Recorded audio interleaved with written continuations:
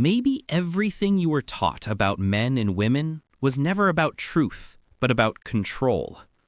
Here, we question what society calls natural and return to what is real. Welcome to your mirror, where philosophy meets the soul.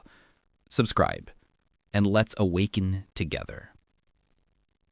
In my readings, I discovered that nearly everything ever written about man and woman has been trapped within a sickly dualism, a binary that imprisons both: strength versus weakness, reason versus emotion, action versus reaction. But what I saw beneath these oppositions was something else entirely. I saw that this duality was never metaphysical, it was social. Never natural, but manufactured. The woman is not the other, and the man is not the self. Both are beings adrift in the same existential search for meaning, for freedom, for wholeness. Yet society, in its hunger for order and control, reshapes them not according to their essence, but according to its needs. In my own research, I was not interested in flattering texts or repeating doctrines. I stood before them as one stands before a mirror that lies, interrogating, dismantling, questioning. I read Aristotle when he claimed that the woman is an incomplete man, and I wrote in the margin, "No, it is you who have not yet become complete." I read Nietzsche when he wrote that woman loves through submission, and I whispered back, "No, she loves when she chooses, not when she is taken."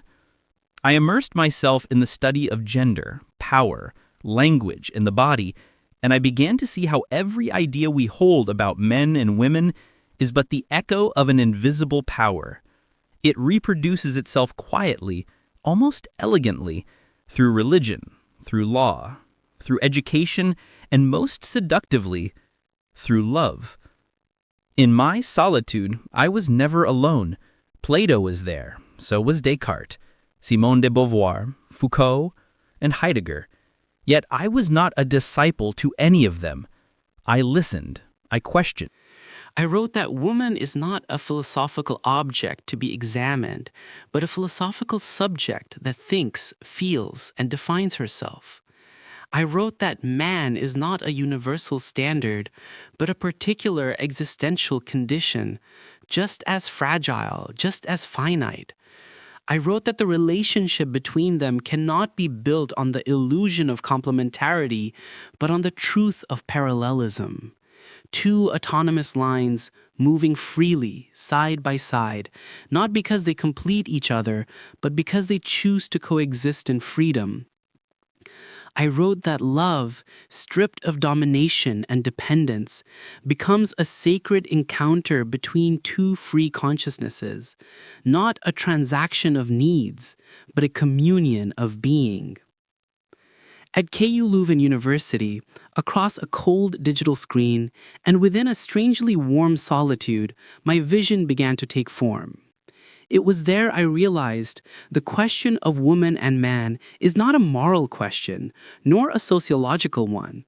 It is an ontological question, a question about being itself. To ask, what is woman, or what is man, is in truth to ask, what is the self? And what does it mean to exist beside another consciousness without consuming it? And in that realization, I saw that every relationship that fails to recognize the other as an independent subject, capable of thought, desire, and freedom, is not a living relationship, but a beautifully decorated corpse. No matter how alive it appears, it is already dead at its core. Because what kills love, what kills equality, is not difference, it is possession. And what revives them both is not sameness, it is recognition. Thus I began to write not from anger, but from clarity. I no longer wished to defend woman or accuse man. I wished to liberate both from the cages that language and culture had built for them. I wished to remind them that before being genders, they were beings. Before being names, they were souls. Man and woman are not divided halves seeking completion. They are entire worlds, intersecting for a moment in the vast geography of existence. Their task is not to merge, but to mirror, not to claim, but to understand. And perhaps when they finally see each other not as myths, not as roles, not as social fictions, but as living consciousnesses, then the ancient war between self and other will end, and a new dialogue will begin. One that speaks not in the grammar of power, but in the language of being. Remember, you are not defined by gender, by role, or by expectation. You are consciousness, limitless, whole, free. If this reflection spoke to you, subscribe to Your Mirror and keep walking with me through the silence until you meet yourself again.